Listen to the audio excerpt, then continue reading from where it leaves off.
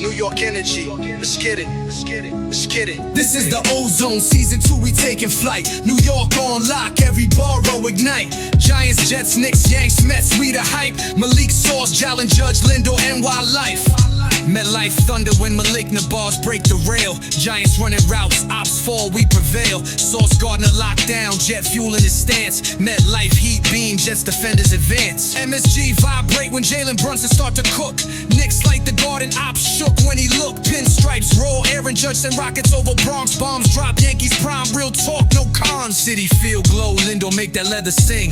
Met bats knock, Queens dreams gon' always ring. From the bridges to the streets, uptown blackout. Season 2, Ozone, NY Heat, no doubt. This is the Ozone. Season 2. New York, forever drills. Catch the vibe. You have entered the Ozone with Omar and Dave. Let's go, baby. We are here. And you guys officially enter the Ozone. It's your boy Omar here with a brand new episode. It's a big week for the Ozone because we got a 2-pack week, baby. This week, a lot to talk about.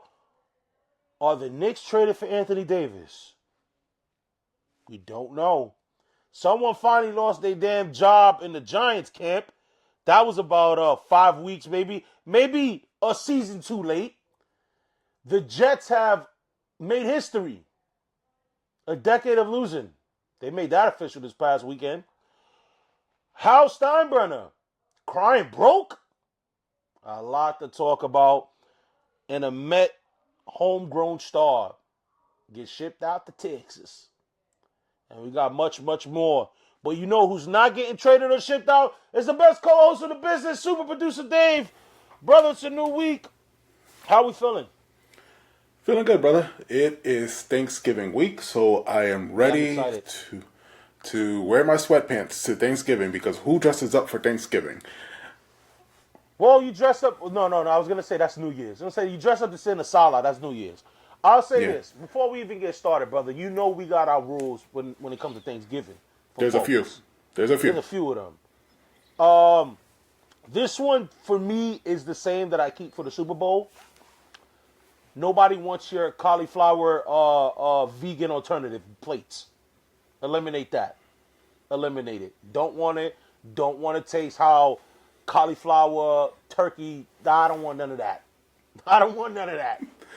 And this is the only time you get a pass to post your plate on a plastic plate. Because that's my... I hate when people post their... Oh, the styrofoam? You hate the styrofoam plate? plate? Use styrofoam plates. Like, bro, stop being lazy. Use a dish. But Thanksgiving, you get a pass for that. I know you got one too, brother. My rule is, it's Thanksgiving. You don't experiment and make a dish for the first time on Thanksgiving. You don't ruin people's Thanksgiving dinner. So if you're making the turkey, I really hope that you use the 364 days in the year that you could have made a turkey. Right. You've made it before. You don't wait until that day to find out if you know how to make a turkey. Practice before you do it. That's a fact. Because when I first made mac and cheese with my family, I made it a month before. To see, you know what I mean? Like, I made it, because, like, bro, you didn't experiment exactly on Thanksgiving. That's the last day. That's the last day to experiment. But, speaking of experiment, people could say this Knicks team has been an experiment so far this year. The ebbs and flows of the New York Knicks. A couple weeks, we were good. We were good, brother. We were good. Nick, Twitter was kumbaya. Everybody was enjoying themselves. And then the Knicks hit the road. And then everything went back to normal. So let's get into it. This is This Week in Knicks. This Week in Knicks. All right, this is This Week in Knicks. This is where we cover our New York Knicks. And brother, last week, for my last recording, the Knicks haven't played much. The Knicks they're in the process of playing the Brooklyn Nets where they're up 13 with 7:56 to go in the fourth quarter.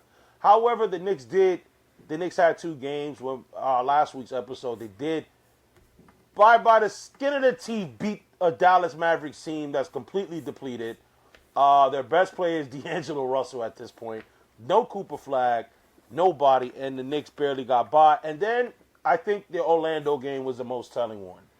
The Knicks in the beginning. They looked actually good. They looked good. Brunson was hitting shots. Everybody was playing well. But then they just continued to not play well defensively. And I think that's been the bugaboo for this Knicks team, is defensively they have not played well. They continue to allow the most threes. And Orlando cooked them. They had no answer for Franz Wagner. And it just the effort wasn't there. And I would probably say midway the third quarter to the rest of the game, it just wasn't there. I don't know if they just gave up. It can't be rushed. And I think that's what made me upset the most about this game, is that I would on a back-to-back, bro. I'm not that I'm cool with it, but on a back-to-back, you could kind of like, okay, bro, y'all had what, 2 days off. Y'all had Thursday and Friday off to rest for this team that kicked your ass at the crib. And let me put it, they're also playing without their star player in Paolo Banchero. So you go out and do this, and you know what the narrative's going to be. You already know what the narrative's going to be. Last year was we couldn't beat the good teams. Now this year is going to be the road thing, and now is we can't get physical. I'm not going to jump over the bridge on that, because if last year proved anything, means the regular season missed me with all that. It feels good. Yes, it feels good to beat those teams. Yes, and all that. But last time I checked, Boston smoked their ass, pause, all 4 times last year, and how did that end up in the playoffs? You know what I'm saying? So, but the thing is, you'd want to see effort. You want to see that, and we didn't get that in Orlando, and that was a bit telling. Yeah, and right now, I get it. Whereas to a few weeks ago, we were all in a good, everything was kumbaya. Then we started getting the people who, it was great. Everybody wants to talk about different things about Mike Brown experiments not working, cat this, and all these different things that come up. Look, I get it. The Knicks are 8-1 on the road, at home. Sorry, and 1-5 on the road. And hopefully, if this game is going the way that it's going at the time of this recording, then it'll go 2-5. But I get it. I get the overreaction because in the road trip, they got Charlotte tonight, Wednesday. Right. So you would hope that they keep this momentum going, and then 2 weeks from now everything's kumbaya again, right? Things can change very fast when it comes to the NBA season, because it is a long season. It's 82 games. Look, the Knicks have to be better, right? They have to get this going, because these are the times that teams start to panic. And I'm not saying Leon Rose is going to panic. I'm not saying Mike Brown is going to panic. I'm not saying the players are going to panic. But something's going to stir it. And the fans, we already see how they are. If the Knicks start losing more games, changes will be made. And changes may be made maybe too, how do you say this, too early. Maybe too panicky. Premature. And yes, premature is the best way to say that. And that's where I kind of want to give it time. Let's see if we get back into the rhythm of things and start winning these games that we should win against, a Nets team as of right now, a Charlotte team as of this week on Wednesday when this episode's releasing. Things that can make the team look better than what it looks at this current state. Yeah. Yeah, and the thing is obviously Landry Shamet gets hurt. I forgot to mention that, guys. He did get hurt within the first few minutes of the first quarter. And that's big, because Landry Shamet has been playing a very big role for this team. Defensively, he hit the big 2 threes in Dallas. So he's obviously, we know the Landry Shamet game he had in Miami. But the thing is, right, is that you got to give it time. You can't. And I'm always coming at Knicks fans, because I also feel like this is a new crop of Knicks fans. I don't think it's the Knicks fans of my time that are like this. And I don't want to sound like the old guy in the gym, like the old guy, the get off my lawn guys. But I'm talking to, if you're a Knicks fan and you're 20, 21 years old, you're the one starting up all this mess. Because you know why? You haven't seen struggle. You ain't seen real New York Knicks struggle. So the minute some adversity hits, I'm sick and damn tired. Every damn year, it's, we kept the team this year. Last year, we would have won. Everybody's crying get over Dante DiVincenzo and Isaiah Hartenstein. We were not winning shit with those guys. I am tired of it, brother. Every year it's the same crap. Every year. You complain about RJ, you complain about Quickly, you complain about Grimes. Now you want them back. Last year, this team had no heart. Cartels ain't there. But then what happened? You want to damn throw a parade? You guys were partying when the team was having success. Now this year it's the same. It's cursed. It's the same damn thing. Oh, this team is not like last year's. Like, come on. We're what, brother? 18. What? Like the Knicks are 9-7 as of this recording. We're 16 games. And you're talking about, we got to trade Cat. We got to do this. We got to do that. And for what? Anthony Davis? Anthony Davis is being rumored right now in trade talk. Dallas wants. You want to know why Dallas? There's a reason why Dallas wants to get rid of Anthony Davis. He's 35 years old, and he misses damn near 50-60% of the season. And you want to trade Karl Towns for him? You want to go and trade a deuce or whatever? Like, trade a package of plays to get Anthony Davis? Brother, I'm sick of it. I'm sick of it because it's going to be these same damn fans that are crying now, celebrating when you said it, brother. This team gets in a little 5-6 game winning streak and everything's rolling, and then you want to talk, now you got all happy, but then now you ready to ship out everybody. You got stupid ass fans crying over Jalen Durant from Detroit. Oh, well, man, you see, we could have gave up the draft right. If you were smart enough, you gave up the draft rights to create compensation to sign Jalen Brunson. You want to take Jalen Durant over Jalen Brunson? These are stupid Knicks fans, and I don't care if you're watching this and you get tight. You ain't experienced jack. You ain't had to sit through Frank Williams, Marty Collins, and a bunch of bums. Enjoy this moment that you can actually watch a team that wins night in and night out. Go ahead, brother. You got anything to say about the AD rumors? I do, but I also have a point to say about making trades for players and how people feel in hindsight and how they want to be like, you look at who we had, right? Here's a perfect example, and it's not our team, it's the Lakers. The Lakers in 2018 got LeBron James. You know what team that was before they got there? It was Brandon Ingram, Lonzo Ball, Kyle Kuzma, Brook Lopez, Jordan Clarkson, and Julius Randle. Now, granted, all these players went to other places, and they became great at where they were. For example, Brandon Ingram became He never lived up to his potential. What people said, which was baby Durant, right? Whatever. Brandon Ingram. Yeah. Brandon Ingram's a great player. Lonzo Ball. He came into his own, and he's one of the best defenders, at least in the league. Kyle Kuzma. Whatever you want to say about him. Brook Lopez is the champion. Jordan Clarkson is on the Knicks right now, but he's had a great run where he was before in Utah. Yeah, he won 6 man. Yeah, he's out. And Julius Randle would not have been who he is now if he had not gone to the Knicks and now with the Timberwolves. Some people just need to leave somewhere to go and be somewhere else. Right. Stop looking at the hindsight, and now let's bring it back to the Knicks. Stop looking at Hartenstein. He went to the Thunder. He went to the Thunder. Which was a team that already has a young core established. He went for more money and played with a better team. The Knicks, there's nothing Leon Rose could have done to keep him from going to OKC. And Dante DiVincenzo was moved along for a trade that helped us get Cat. Now, if you want to say you want to take back Cat and get back Dante DiVincenzo, but you know it's the same people that don't want Randle back, though. Right. So I get it. You miss him. Great. I missed him. I was part of that bandwagon. But guess what? Sometimes you just have to move the along. And I will beat myself out after Omar. Yeah. But seriously, you just have to move on. It's a heated conversation because I feel like this is every season with Knicks fans. This is literally every season.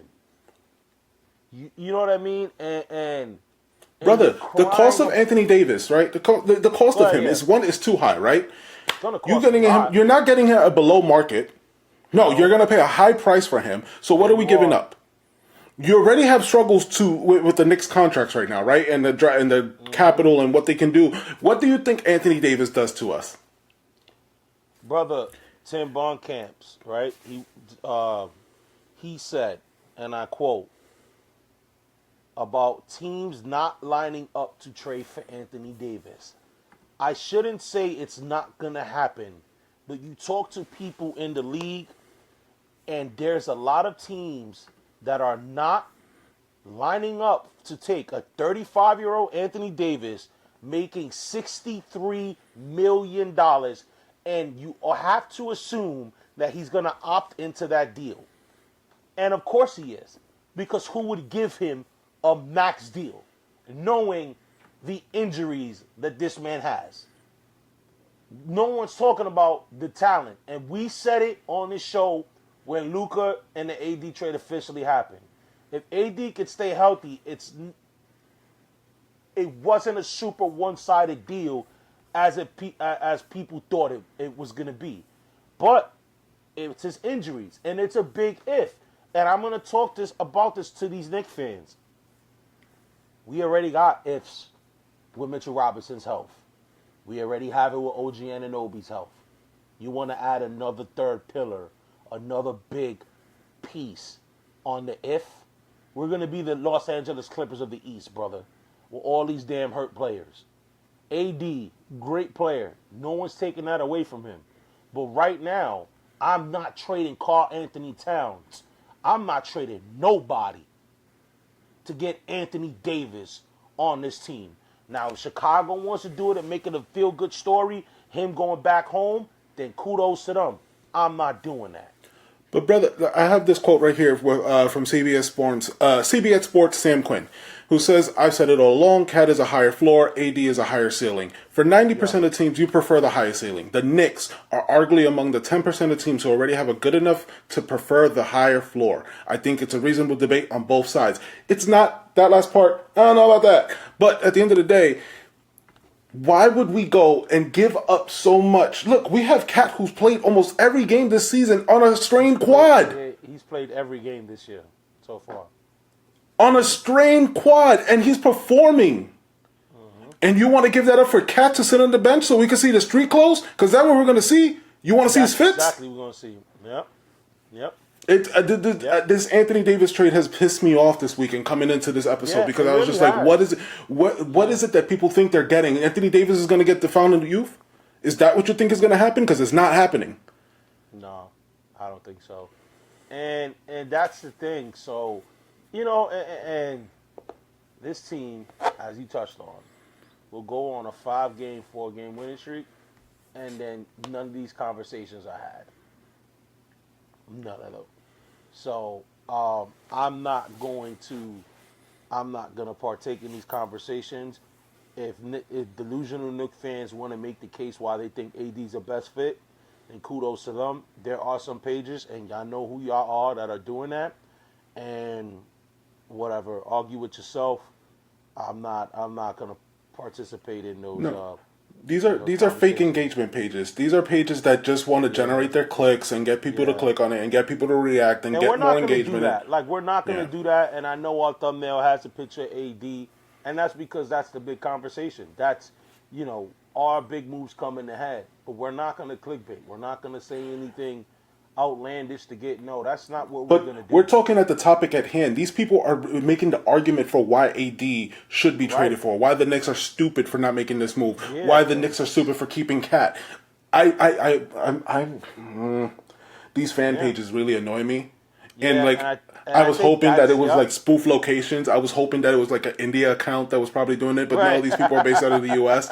It's just people who just engagement is so important to them. The reactions that they get from the social media feeds and stuff like that. This is so important that they thrive on it, that they don't care what they're saying is factual. They don't care if it's the right thing. They don't care if it's the logical thing to do. No, they just want to see how people react online. And it's annoying because it drives the needle. This is the accounts that get a lot of followers. These are the accounts that get a lot of people to react. And it annoys me. You are absolutely right. They're the ones that get it. And then, and then people take their word as gold and stuff. So yeah, you're absolutely right.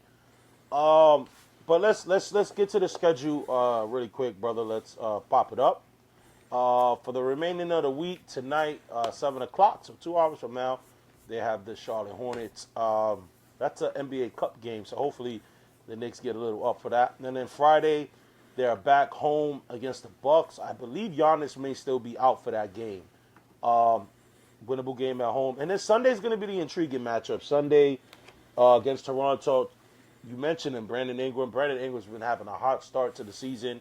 Obviously, the return of Quick, IQ, and RJ.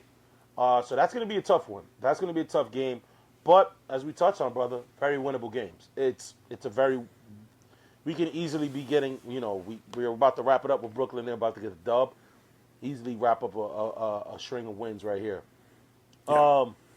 But let's move on to a team that they haven't won nothing, and they continue to not win, and now they're officially out of the playoffs, as if we thought they had a chance at making it. So let's get into it, guys. This is the Big Blue Breakdown.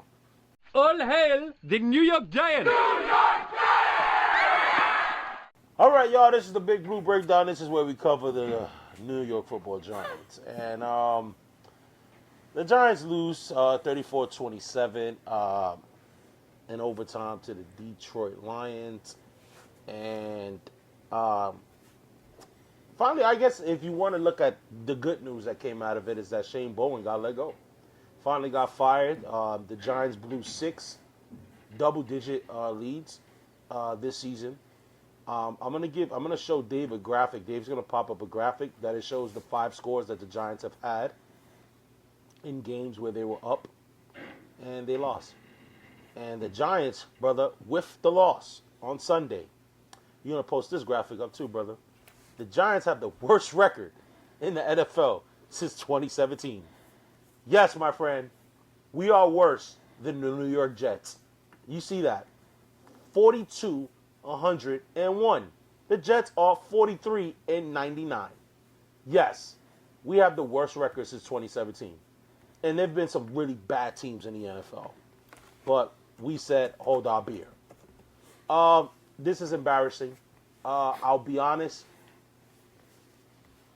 I watched a lot of the game. I love with Jameis Winston. I love the energy. I love the attitude that they have. The offense looks different with Mike Kafka. Adding a little bit more Devin Singletary. Now, I don't think that's going to lead to Mike Kafka getting a job, getting a head coaching job. But it's just head-scratching decisions. And this is why I think Malik Neighbors got the tweet. Brother, you have the tweet? We can pop it up. I'll read it, though. He basically says, sometimes I think they be making us lose on purpose. Because it's no way, bro. You throw the ball instead of running it to make them burn 2 timeouts. Then you don't kick the field goal. Then they have to go down and score. Football common sense. Am I missing something? So he deleted that very quickly. However, he's right. He is right. Because when the Giants were up 27, I think they were up by a touchdown. 27, why did we kick the ball? The Giants elected to go for it. Don't make it. Detroit comes right back, ties the game. Then, overtime, Dexter Lawrence is on the field. Gibbs runs it in. Take the second play. Touchdown. It's horrible. Embarrassing. I don't even know what to say anymore after that.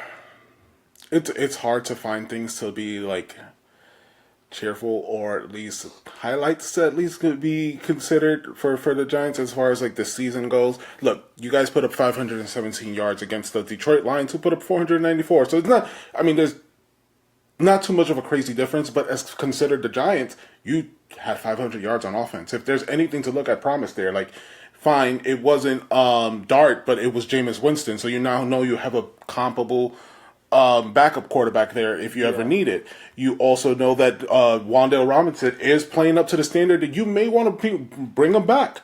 He's showing he's reliable compared to everybody else on that team. Tracy, I don't know what you're doing with your opportunities. You're just showing why Scatterbo is missed really dearly. And that's it. That's all I can really say. You guys finally got rid of Shane Bowen, and I'm happy for you guys. Unfortunately, it's a little too late. You guys gave up 5 games of comebacks. The good thing, brother, is that pretty soon this season will be over for the Giants. This season's gonna be over. Oh man, the Giants. We haven't even got to Thanksgiving, and we are mathematically out of the playoffs. Has I your don't wife think hit you with the "Are we doing stuff on Sundays" things yet? bro, we already did something on Sunday. It's already over. You want to tell the And fans what the yeah, backstory there? you know, and the Giants fans, the Giants ruined that because now I have nothing to say. Like, oh, you know, what do you now? At least I can use the ozone as an excuse. You know, because I gotta watch the games. I'm working. Gotta watch the games. But the Giants stink. If we get Dart back, it'd be cool. I think we might get Dart back. But as you said, at least Jameis Winston. And you know what? Watching the game, brother, it made me think like, damn, who knows? We could have probably won those games. Russell started. Had we started Jameis. But that's just, I don't know. And I'm gonna be honest, them keeping Joe Shane, I don't know. I'm gonna be honest. Like, it usually can be optimistic, have a new management coming in, but he's gonna get an opportunity to hire another coach, and I just hope he doesn't mess that up. He's gonna get another draft. Hope he doesn't mess that up. So, And hopefully in the weeks to come, we could talk about the coaching decisions that you guys have to make, because you keep hearing the same names being repeated, and I have my opinions about that. I'm tired of the same recycled coaches, and I think you guys should start trying. I'm not crazy about the Mike McCarthy's and the guys that are being rumored. I'm not crazy about them at all. But we'll cover that more as we go. Yeah, but let's move on to another pitiful team, the New York Jets, and that's the Gangrene Report. To Old Man Burns, who's paying us to drink because we're embarrassing. We suck. Oh.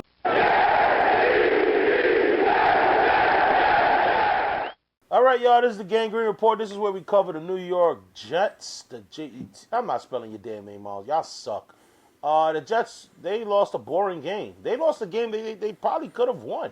Lamar didn't look so great, and the Jets never look great. So I guess that's probably why they lost. I'll be honest. I didn't watch it. I didn't. I'm not going to pretend to. I apologize, Jet fans, if I'm not going to give you the greatest of coverage.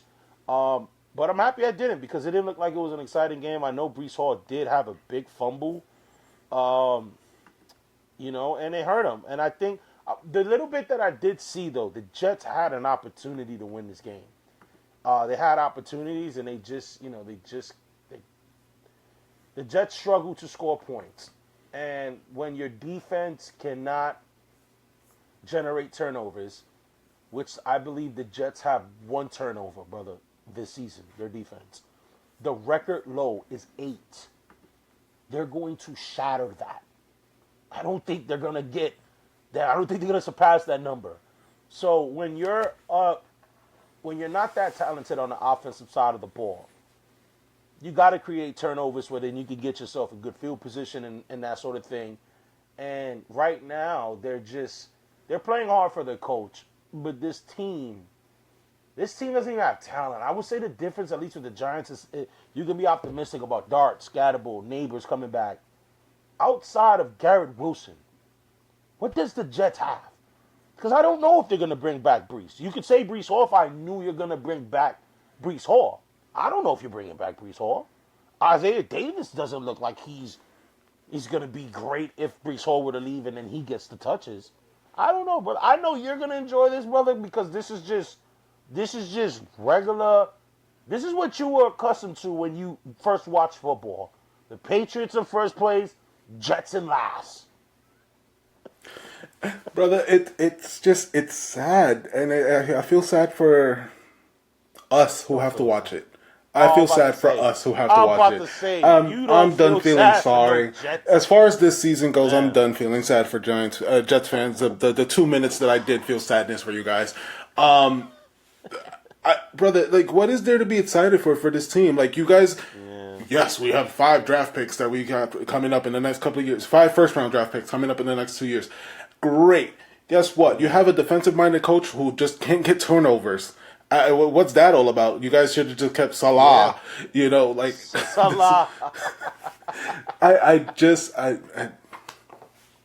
Brother, you know what? It's just good to be a Patriots fan, and we're going to move on because I have nothing more to say about these Jets. Yeah, we'll move on from the Jets because right now it is what it is. Their schedule doesn't get easier, too. So, who do they have next week? Oh, They got actually. They got your boys, the consistently inconsistent. But we'll get into that with NFL picks, because we have a jam-packed water cooler segment, and we're gonna be covering some topics, some things. So let's get into it, y'all. This is water cooler talk.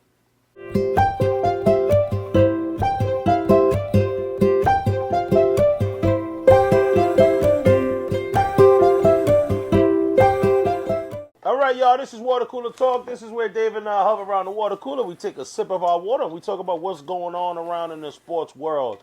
And, brother, yesterday, so I was with my family yesterday. We were eating, and they had this game on. They had the Dallas Cowboys versus the Philadelphia Eagles.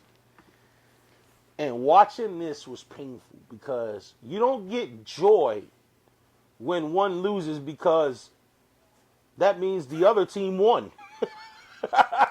And obviously my hate meter is a little bit higher for Dallas than it is Philly. But Dallas showed something yesterday. And I want to ask you a question, brother, because we've talked about the Eagles. You've officially switched your pick to the Eagles last week. Yep. Did Dallas expose Philly this past Sunday with their win? Being down 21-0 and being able to answer, come all the way back, shut down the Eagles the entire second half. They exposed that, yes, that this team is not as unstoppable as I may have believed and other fans around the league may, especially Eagle fans, may believe. The fact is that you let them come back into it. Now, there is a lot of slander when it comes to Dak Prescott and the Cowboys. But we just saw yesterday that Dak Prescott is now the all-time leader in passing yards in the Cowboys. He's been pretty good for them as long as he can stay healthy, and that's not. I don't think that's much of his fault. It's just a health thing. But as far as with the Eagles, they have to. You are champions, right? Everybody wants a shot at the crown, and you guys have to defend. You. It's not like you're defending your crown and you go back to the Super Bowl. No, you have to get back there again, and there's something to be said about letting a team come back that shouldn't have had a chance to come back anyways. Yeah. You guys were up by a lot. Yeah. So I don't know how the Eagles correct that, because they let a lot of defensive players go in this offseason. And I think it's going to start to show as we get closer to the playoffs. Though, bro, it's not, I wouldn't even say their defense is the problem. It's their offense. It's the inconsistencies with their offense. You're able to feed A.J. Brown the ball, and then what happened?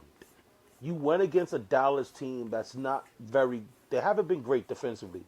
Did they look good last week against the Raiders? Yes, because they're the Raiders. However, Dallas was able to shut down Philly in the second half.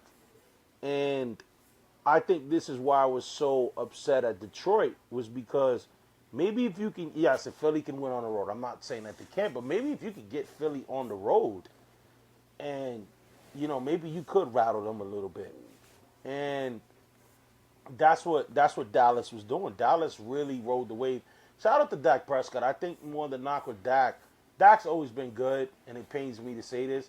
However, he's just got to prove it in the playoffs.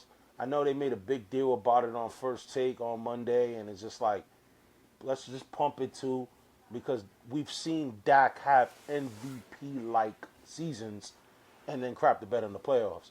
But I do think they did expose a little bit of the Eagles, and that their offense sputters a lot more than maybe people want to say. And, A.J. Brown and Hurts, it seems like he's forcing himself to give A.J. Brown the ball as opposed to giving him the ball because he's wide open or whatever. It feels forced. I'm not panicking on the Eagles. However, I think this is going to be a much tougher road to the Super Bowl than it was for them last year. I agree. And the other thing to account for real quick before we move on is just Saquon isn't looking as good as he did last year. And I think, it's funny when you say that, but it's just that, is it the sophomore year being in the Eagles? Like, something going on there. People Bro, know how he to was play you utilized better. a lot last year, man. I think that And has a lot at to this do point, with it. at this point, he has 185 attempts, 684 yards, 4 rushing touchdowns, and then I guess 2 more. He has 6 total touchdowns for the year, so I guess 2 of those are passing touchdowns. But they're not using him as well as they should, and I just think that that's also another part of their game that's not working efficiently. Besides the forcing of AJ Brown. So, you would hope as we get into the playoffs, that's something that they would change if they want a chance to get far in the playoffs, because we know that rushing games are really big help when it comes to the playoffs. 100%. You're able to manage the time, the clock a little bit better. But yeah, and that's something. But then you know what? They'll bounce back and then have a bomb week, and then you go, okay, Eagles are back. But we gotta talk about another team, brother. We gotta pivot to another team, and that's the Buffalo Bills. They played Thursday. They played Houston. Houston really hit Josh Allen. I believe Josh Allen was sacked 7 times, 8 times. Brother, the Bills still a Super Bowl contender? Not at this current state. Not at this current state. Now, like, you have an uphill battle in the AFC East. You already don't. You lost first place, which was a given for you guys the last couple of years. I think it's done. Yeah, I think it's done. I think it's done. You and this is what I don't get, right? I get it. Keon Coleman apparently has been not living up to his potential, and a lot of other things going on in practices and stuff with him. But you're putting him as a healthy scratch on a team that already is struggling to have receivers to begin with. And you're not putting yourself in a good position. You didn't trade for anybody as well. So, which they should have done. Which you should have done something. But the fact of the matter is, you guys sat on your hands just like Joe Shane did. Like, you guys are following New York examples, I guess. I don't. He was a Buffalo guy. I don't know, man. I don't see the Bills. Come on, catch it. That's the game. That's the week, baby. Sorry. McMillan just caught a touchdown. I think he sealed my victory with that one. Definitely sealed my victory with that one. Sorry, guys. But the Bills, we're making the that Bills final push. Huh? The Bills are out. I got them out the the Bills playoffs. are out. Whoa. What? Hey, I could be wrong, but I got them out the playoffs at this point. Wow. Remember, that's the AFC West is strong. No, not AFC. The South. No, hold on. We got AFC teams in there. Jacksonville did win. Wow. That's very Brother, good. hold on. It's a very bold statement. No, and but let me you have a valid argument. You think about it right now. We can look it up. Yeah. We gotta look that up. That's a bold take, brother. Hold on. I can look it up. I have the standings right in front of me. Here we go. Playoff picture. Right now, the Bills. How many teams get in? 7. 7. The Bills are in that 7th spot right now. And you got KC, you got Houston, and you got Pittsburgh at 6 and 5. They sit at 7 and 4. They're tied 7 and 4 with Jacksonville and LA. You're right, brother. They're playing with fire. They're playing with fire. Now that I'm looking at, let's look at their schedule. It doesn't get easier. It doesn't. Because, hold on. Let's look at their schedule. They play Pittsburgh. That's going to be a tough one. And at Pittsburgh. Pittsburgh got a good defense. That's going to be a tough one. That's not going to be easy. Then they have Cincinnati. Joe Burrow's back. Then you got New England. And I think that's why you're absolutely right, brother, that I think the division is out of grab because of that loss to Houston. I think they needed to be within that one game, and the fact that they're now, 2? They're 2, and essentially right now 3 because you guys got the tiebreaker over them. I think that's big. And like you said, they got the Steelers coming up this week coming up. Then they got the Bengals, which is a winnable game, but you got the Patriots, and then you got the Eagles later down the stretch. You got some tough matchups. You got matches you can't lose if you want to make the playoffs. The thing is that they're going against rough defenses outside of Cincy. Although yes, Cleveland sucks. Cleveland is going to hit you. They're going to play really stingy defense, and Pittsburgh plays stingy defense. And you couldn't protect them against Houston. I'm not feeling confident that you're going to be able to protect Josh Allen against the Pittsburgh Steelers. So let's see. But let's pivot to baseball really quick, brother, because we got some baseball news out. Because Hal Steinbrenner, not George, far from George, has got the Yankee world buzzing. Obviously, we all know that the Yankees offered the qualifying offer to Grisham that was over $20 million. And Grisham actually, no surprising to nobody, actually took it. So now people feel like that the Yankees know he would do it or whatever. Who knows? But Hal Steinbrenner, when in regards to talking about the Yankees making money, he said it's not fair to assume that the Yankees make a profit. And I quote, this is what he said. I don't want to get into it, but that's not a fair statement or an accurate statement. Everybody wants to talk about revenues. They need to talk about our expenses, including a $100 million expense to the city of New York that we have to pay every February 1st, including the COVID year. So it all starts to add up in a hurry. I don't want to make this political. I really don't want to make this political right now. But I'm going to a little bit. There are people who lost food stamps. There are people who lost jobs. Can't feed their family for Thanksgiving. And this billionaire that sells out Yankee Stadium every damn day. Chicken tenders and fries. Everything. Everything. Merchandise. The Yankees are more than a fitted hat. And you want to talk about your expenses? Cry me a effing river, Hal Steinbrenner. This dude, this is why I feel like, brother, and I hope I'm wrong, but this is why I feel like the Yankees will probably never win a World Series with him as the owner. Because this dude he's just not willing to spend the necessary money. He is perfectly fine with the Yankees making the playoffs. You know why? Because it's more home games, it's more money in his pocket. That's what he cares about.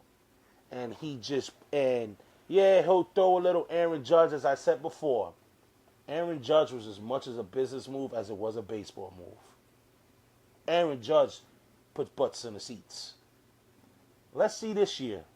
You going to go and bring back Cody Bellinger? You going to go and try to get Kyle Tucker? I doubt it. I don't think so. Because this man crying broke. He crying about a $100 million New York tax credit. Or whatever he got to pay. $100 million? Brother. Stop it. This is a quote from Dan Clark on his Twitter. Instead of wasting his time complaining about expenses and implying the Yankees don't make a profit despite generating $700 million in revenue, Hal Steinbrenner should deep dive into the financials and actually identify the wastage and then rectify accordingly. He does not get sympathy. You have to pay taxes. Oh well. That's the part of the business. Right. But you're gonna tell you don't cry broke to me.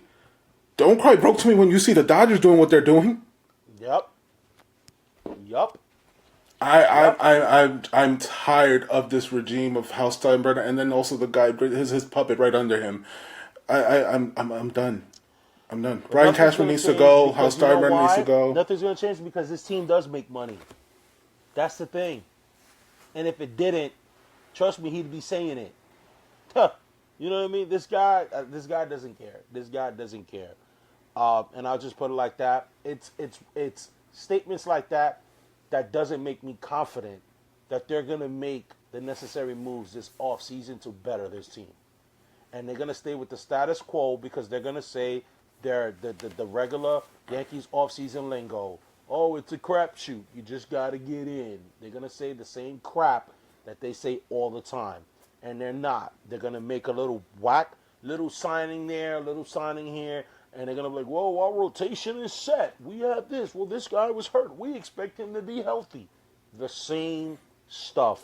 While other teams like the Dodgers are winning 2 straight, and they're still linked to guys like Kyle Tucker. They're still linked to guys like Edwin Diaz. You have the Boston Red Sox who are coming. They're right there, if not there. Looking at Pete Alonso, trying to bring back Alex Bregman. They're trying to get better, yet we are sitting on our butts doing nothing. Brother, look at the Blue Jays. They can run it back. The Blue Jays can easily run it back. Easily run it back. And they will, because the one thing about the Blue Jays is they try to spend money. The problem is nobody was taking their money. That might be different now. Yeah. When players saw how they made the World Series, that attracts guys, brother. That attracts players. You look at that crowd and go, damn, bro, Toronto was, I would love to play in that environment. That attracts people, man. That attracts people.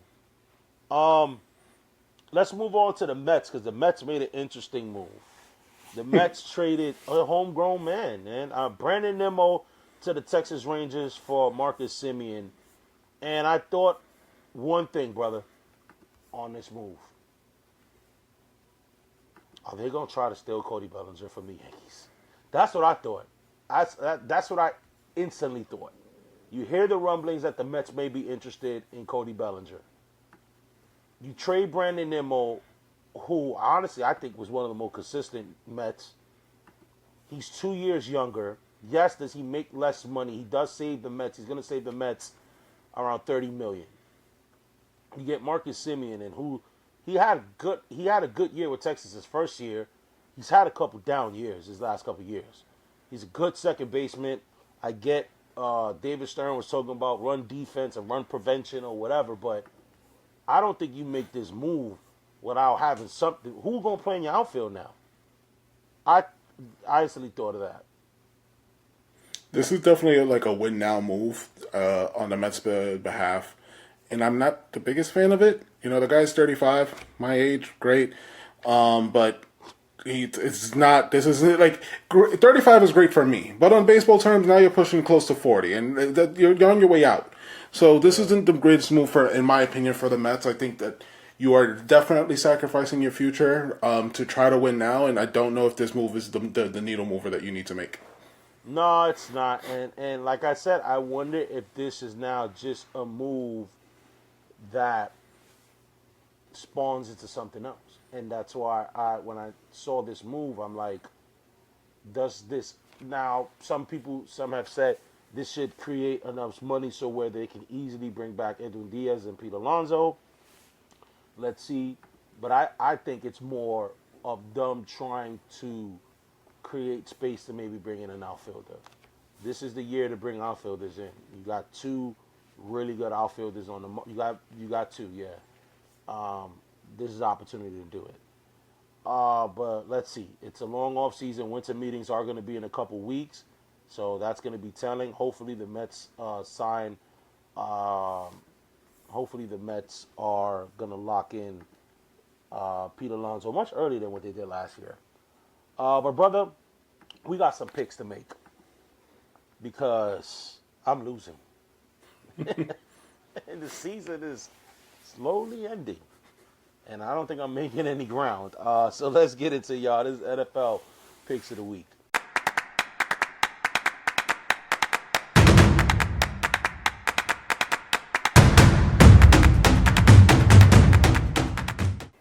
All right, y'all, this is NFL Picks of the Week. This is when Dave and we are going to pick who we think are going to be the winners and losers here in Week 13. And, brother, we got games. We got turkey games tomorrow.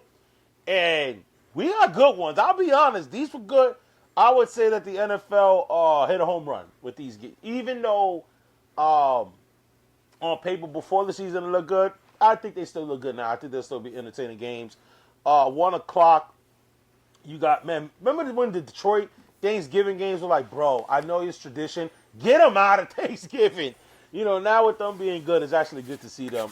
So, Green Bay versus Detroit. This is going to be a banger. Wow. Detroit's going to want to get their get back from week 1. Wow, this is a tough one. I'm going to go with, man, I'm going to go Green Bay. I'm picking with my NFC pick. I'm going Green Bay. And I'm going to go with the Packers here as well. And it's Dan Campbell, bro. It's Dan Campbell. It really is. Yeah, you just know he's going to make a stupid decision in this game. Yeah. Yeah, and then we got KC versus the Dallas Cowboys. That's a 4:30 game. That's on CBS. I'm going with KC. You know, I'm not going for Dallas. I'm going for KC. I got KC. I got KC in this one as well. They need to come back so they can get into the playoffs. Cowboys, you good fight against the Eagles, but I just don't see you guys winning this game. The only thing I would say is that I wish it was flex for our next game. I wish that the games were swapped. Ooh, okay. All right. Time slot, yeah. So 8:20 game, as Dave's alluding to, is the Cincinnati Bengals at Baltimore. I would agree with this, but Joe Burrow's back, baby. Burrow's back. And Jamar Chase is going to be back from his the spit gate suspension. I just don't trust their defense. So I'm going to go with Baltimore. I'm going to go with Baltimore on this one. And then I also don't know if T. Higgins is going to be available. He caught a concussion. So he may be out. So I'll go Baltimore on this one. I would love to go with Bengals in this one, but the defense has let me down so many times this year. So I'm going with Ravens. And then we got a Black Friday game. Wow. Okay, I'm not hating this. I'm not hating there's a Black Friday game. We got the Bears and the Eagles at Philly at 3:00. Yo, I'm not gonna lie, I am not hating this. Is this the first time the NFL's done Black Friday games? Oh, they did it last year, right? I want to say they did one last year, but I'm not hating the schedule this year. I'm not hating this. I'm not hating a Black Friday game. I'm perfectly fine with this. Chicago at Philly. Chicago's been playing really well. But I'm going to go with Philly. I'm going to go with Philly in this one. I just can't see Philly losing back-to-back. But I think Chicago will give them a tough one, but I got Philly. I'm on the same boat as you, and 8-3 teams. The fact that the Bears are leading in the North as of right now is insane. And who would have thought that this was coming from Caleb Williams year 2? But I got the Eagles in this one. The Bears defense isn't that great, so I think they don't get a chance to stop that offense. I think that's why I'm leaning more the Eagles. Right, that's why I think I'm leaning more the Eagles. Let's move on to the Sunday games. We got San Francisco at Cleveland. This is a trap game for San Fran. This is going to be a short week. Going to Cleveland. They're riding hard. They got Shador Sanders. Their defense is good. I'm going to go Cleveland. I have nothing to lose. I'm going to go Cleveland. Yeah. I'm going 49ers in this one. It was nice to see Shador get his first win. First Cleveland rookie to get a win in his first start. And I forgot how many QB starts that Cleveland has had. But I got the 49ers in this one. Brock Purdy's looking good again. McCaffrey's still on that team. Kittle's getting the ball.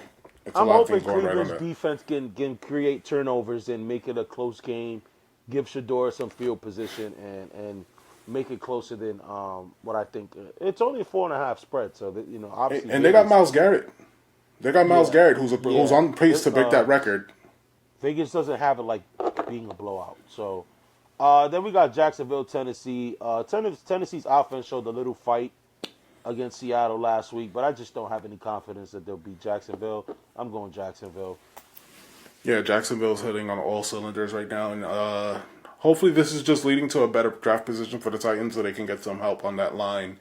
For Cam Ward, apparently he's the most stacked quarterback this year by a long shot. Yeah. So they definitely need some improvements to go over there for that guy if they want him to be their franchise.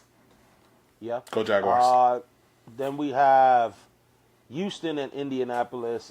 Houston is coming off a big win against Buffalo, but I'm not sure they're going to be able to duplicate that.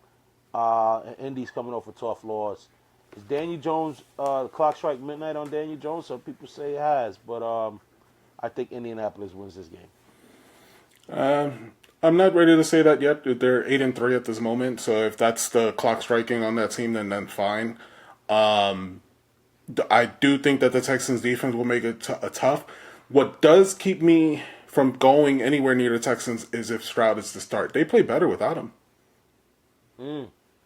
That's telling. That is very telling. Then we have New Orleans at Miami. Going to Dolphins. Going with the Dolphins on this game. Yeah, two bad teams. You picked the better of the bad team, so I'll go with the Dolphins. Picking the prettiest ugly girl. Then you have Atlanta and the Jets. I'm picking the Jets. I like the Jets in this one. It's Atlanta's only a 2.5 favorite. I'm picking the Jets. I think the Jets get their third win. Yeah, I'm going with the Atlanta Falcons, my consistent team. Yeah. Then we have Arizona and Tampa, and damn, man, Arizona, man. I don't know what to say about them. Tampa's just been, obviously like just a product of injuries and tough schedule, but now they're gonna get home cooking. I know Baker's suffering a little injury, but I think it's on his offhand. But I'm still gonna go with Tampa on this one. Yeah, Tampa on this one. They cannot stay healthy over there in Arizona. I don't know what's in the lack of water. Is it all dried up? I don't know what's going on over there, but those guys cannot stay healthy. So let's go. I'm going with the other team. Jesus, I just saw it again. What you said? Tampa. There we go. All right. Then we got Carolina hosting the Rams. I got the Rams, man. The Rams are right now hot. Carolina, they're good. They're 6-5, but they haven't mastered the art of playing, of locking down home field and being able to be a dominant home team yet. I feel like they will get there eventually, but not now. I'm going Rams. Rams are looking like one of the best teams in football right now. I kind of wish that I didn't pick the Eagles, but I'm going to stick with them. The Rams are they're hitting on all the cylinders over there. So they're balling. Yeah, Matthew Stafford Rams this one. definitely looking like an MVP. Then we have Minnesota and Seattle. Sam Darnold game. J.J. McCarthy's out. Man, I feel for Minnesota, dog. I really do. I'm going Seattle. Smith and Jigba, my man. All-time leader, isn't he? In receptions over there? All-time leader in a single season in Seahawks history. Yeah. And he smoked it by 6 games. Right. So the record's going to be insane by the time this season's done. I think he's got like 39 fantasy points last week, and I think he got me like another 41 this week. He's been balling. In this one, I got the Seahawks as well. The Vikings just do not look good under J.J. McCarthy. Unfortunately, that affects Justin Jefferson. I know that we're saying he has a down year. He's not looking great, but you can't look great when you have that guy looking, throwing to you. No way. Then we have the game that we talked about, brother, the 4:25 game, Steelers in Pittsburgh. That's going to be a tough one. It's gonna be another one where Josh Allen is really gonna have to pull tricks out of his hat. Now I do know the Steelers' offense is not that great. I don't know if Aaron Rodgers is gonna play. Do they still go with Mason Rudolph? But I think Mason Rudolph is gonna be able to play well because the Bills' defense is not that great. But I'm going to go with the better quarterback. I'm gonna go with Allen. That Allen's going to find a way to maneuver, just pull some tricks out of his hat to win this game. I'm going with Buffalo. I'm going with Buffalo, but they're playing with fire this game if they lose it. The Steelers are right behind them. As far as the standings, I think they're actually eighth. This is a must win. Both teams are sitting on that cusp of not being in the playoffs. This is a big game, brother. Big game. Right. And, you got T.J. Watt over here looking amazing this year as well. I think he broke some record. I forgot over this weekend. He's the all-time Watts family sack leader, I guess. There we go. And I know J.J. Watt was commenting on that. He was happy that he broke the record. I got the Bills here, but the Steelers, I think they can make it tough, especially if they don't have Aaron Rodgers playing. Yeah. Then we got one that, who cares? Raiders and Chargers. Chargers got this one. I don't even think we need to see why. All I have to say, and I hope this leads to where where I'm going, Lad McConkey. That's all I got to say. Well, I just traded Justin Herbert, so I just need Keenan Allen to do well. Now, this is a game, but I'm not sure it was not flexed. And I know we're late in the season, so I don't know why they didn't flex this game out. Sunday Night Football, Denver at Washington. Bro, who's watching this? Just Denver and Washington, because we'll probably be recording at this time. And yeah, no, this is Sunday night. Oh, this Sunday? Oh, I'll go play Sunday video night. games. Maybe we should record Sunday night because both our teams play Monday. Cause who the hell want to watch this game? I kind of want to live react to it almost. To what? To this game? No, Giants Patriots. Oh, Giants Patriots, and that might not be a bad idea. But we got to pick for this game. I'm going Denver. Yeah, Denver's 9-2. There's no reason to believe that the Commanders, without their quarterback back, to win this game. So yeah, Broncos. Yeah. And then we got the Monday game. We got the Giants and New England from Gillette. I think Dart might play this game. And if Dart plays this game, we winning this game. I'm going the New York Football Giants, baby. I cannot pick a Boston team over my team. Going to Giants only. But asterisk. Jackson Dart plays. Okay. Jackson Dart plays. We're winning. Jameis Winston plays. We're gonna lose by a little bit. I'm going with my team. I'm going with the Patriots. I'm going with Drake May. Did you know that's his nickname? Did you see that's his nickname? What's his nickname? Drake May. So it's Drake May.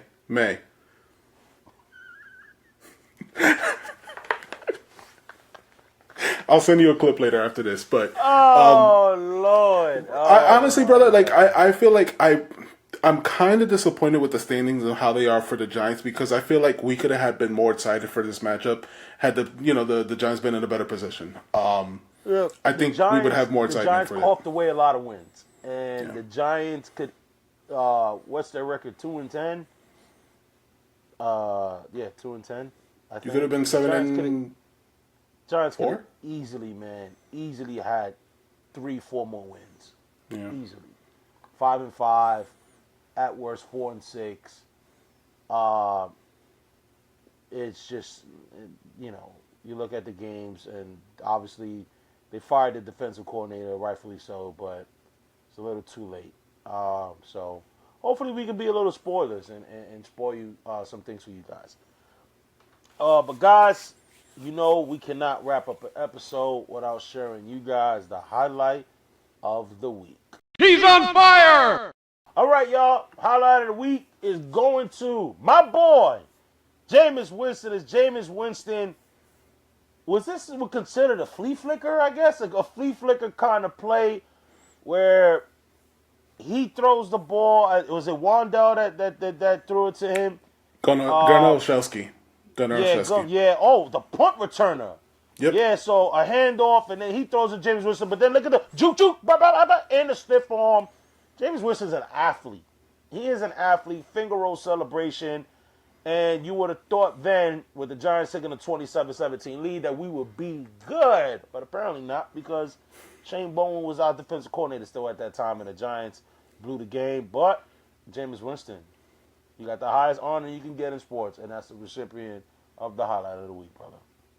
Yeah, I love the touchdown celebration after. You could tell Jameis Winston has been waiting for this one for a while, so pretty cool. He sure has.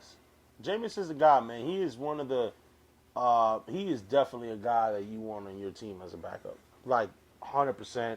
I cannot complain. I'm happy we got him for 2 years. He'll be back on the team next year. I'm happy. I'm happy with Jameis Winston. But guys, we're not done. Because we got another episode this Friday, baby. This Friday at 5 p.m. It's the Survivor Series War Games preview show with Dave and I. And we got a special guest. We got our good friend Jeremy from the Rockin' Nose. And we also got a special guest as well. But we ain't telling y'all yet. We got a 4-man booth. And we're going to be going over wrestling. And, brother, I'm going to be honest. I'm going to have to watch some wrestling because haven't been that tapped in. You know, the Yankees, I mean, the Knicks have been playing a lot on Mondays. So that's what's been keeping me from watching Raw. And then Fridays, SmackDowns, come on. We're married men. Fridays is probably like the only few days that we can actually do something with our wives. And you know what I mean? So it's kind of hard. You know, Fridays usually call for running errands and getting dinner. You know what I mean? So it's really hard to watch. Right. But I'm going to tap in. Your boys are going to be fully invested into this Survivor Series War Games. So it's always cool talking some wrestling and being able to dedicate an entire show to wrestling.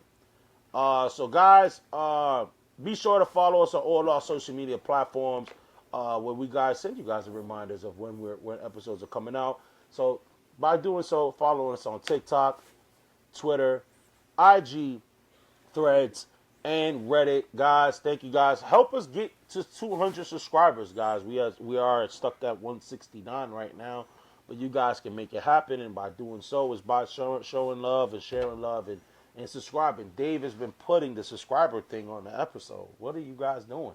If you guys are watching and you're not subscribed, you're not throwing up a thumbs like to, what are you doing? Are you here to watch us? I don't know. Are you here for the content? I don't know. But guys, show you guys some love. We thank you so much. Enjoy the Knicks game right now. That's going to take place in 2 hours. And catch us Friday, 5 p.m. A brand new episode of the Ozone, because we coming with y'all with the 2-pack. So we see y'all, not next week, but we see y'all on Friday when we deliver the fire. Bridges to the streets, Uptown Blackout, Season 2, Ozone, NY Heat, no doubt. This is the Ozone, Season 2. New York, forever drills, catch the vibe.